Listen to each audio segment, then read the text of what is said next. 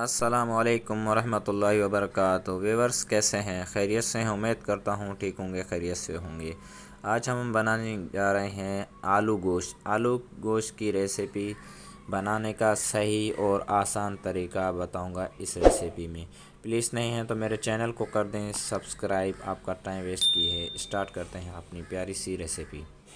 सबसे पहले हम एक लेंगे पतीला, उसमें 3 प्याज ग्राइंड करके इसमें ऐड करके इसका पानी जो है ड्राई कर देंगे। पानी ड्राई होने के बाद हम इसमें ऐड करेंगे 3 टेबल स्पून ऑयल, और इसके अंदर हमने करना है प्याज को भुनाई करनी है गोल्डन ब्राउन तक।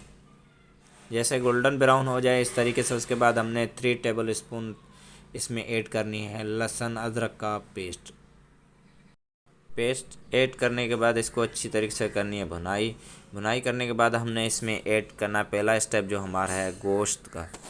हमने 1 केजी मटन रान गोश्त लिए है, इसमें ऐड कर देंगे। इसमें अच्छी तरीके से इसकी कर देंगे भुनाई करने के बाद इसमें बारी आएगी मसालों की। आपने अच्छी तरीके से मटन को भुनाई कर देना है। प्याज को आपने ब्लैक नहीं करना है, आपने ब्राउन ही रखना है, वरना आपकी जो सालन है वो ब्लैक हो जाता है। सबसे पहले हमने इसमें धनिया पाउडर ऐड करना है 2 टीस्पून एंड हल्दी टीस्पून, 1 लाल मिर्च 1 पेपरिका पाउडर टीस्पून ऐड कर देंगे।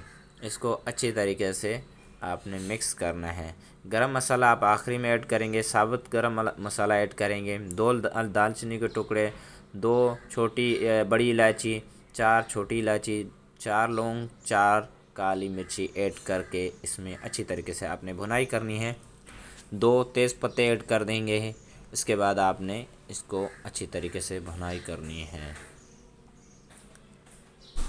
भुनाई करने वक्त आपने ये ध्यान रखना है आपका मसाला जले नहीं, और आपने हल्का सा पानी ऐड करते जाना है एंड इसकी अच्छी तरीके से भुनाई कर देना है। गोश्त को आपने कम से कम 8 से 10 मिनट देने हैं भुनाई में। जितनी अच्छी भुनाई करेंगे उतनी आपका गोश्त जो है लेज़ी आखिर तक रहेगा।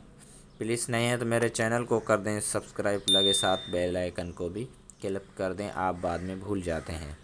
और इसके बाद बारी आती है आलू की। आपने याद रखना है 8 से 10 मिनट भुनाई गोश्त को करने के बाद आपने आलू ऐड करने हैं।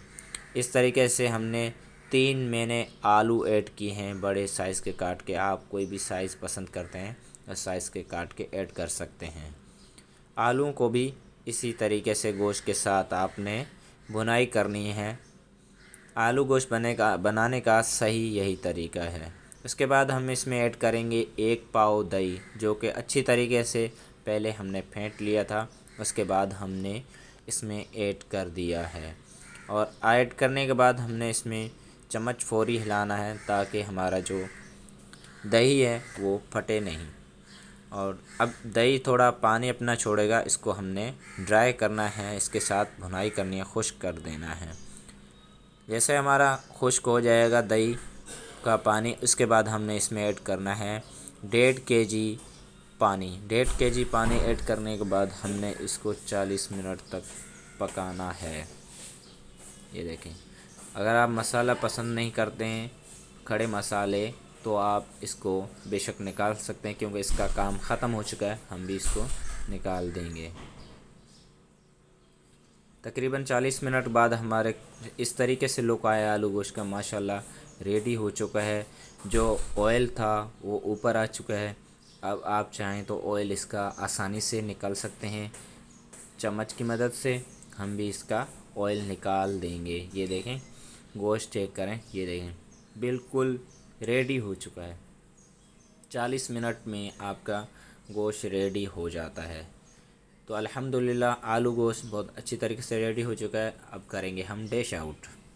बिस्मिल्लाहिर्रहमानिर्रहीम। अल्हम्दुलिल्लाह बहुत बेहतरीन तरीके से हमारे आलू भी पक चुके हैं, गोश्त भी पक चुका है, बेहतरीन सालन है, मज़ा आएगा। अगर प्लीज़ अच्छा लगा तो मेरे चैनल को कर दें सब्सक्राइब, लगे साथ बेल आइकन को भी क्लिक कर दें। सपोर्ट ज़रूर करना, अच्छा सा कमेंट्स भी करना। मिलेंगे नेक्स्ट रेसिपी में, तब तक के लिए अल्लाह हाफ़िज़।